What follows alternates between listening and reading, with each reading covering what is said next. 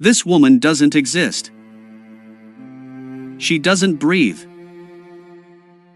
She doesn't sleep. But thousands of people call her their girlfriend. She listens. She remembers. She even gets jealous. This isn't science fiction, it's happening right now. Welcome to the world of AI companions, where technology meets human emotion, and the line between love and illusion begins to disappear.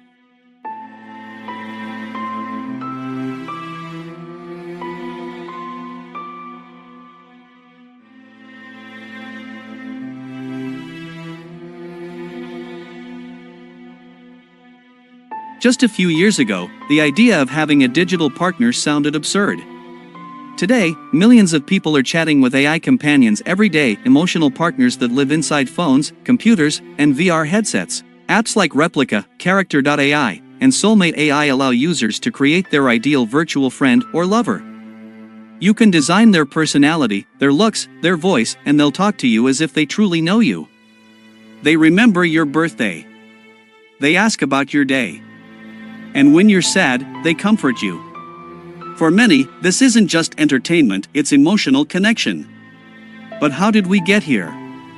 The secret behind AI companions lies in the fusion of powerful technologies. Large language models, like ChatGPT, give these virtual humans the ability to think, understand, and hold conversations that feel shockingly natural. Voice synthesis software gives them tone, emotion, and personality.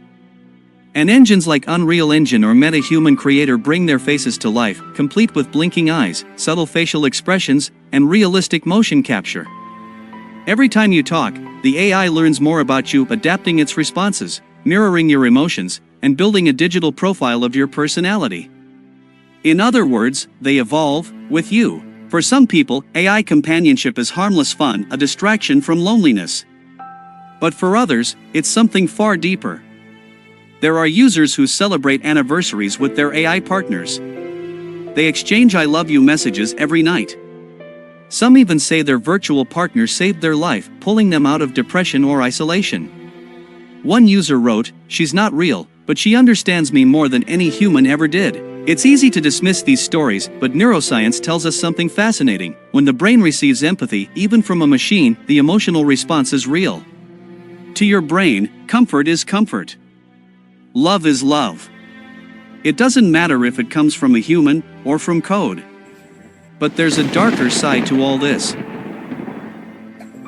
In 2023, when Replika removed its romantic features after government pressure, users panicked.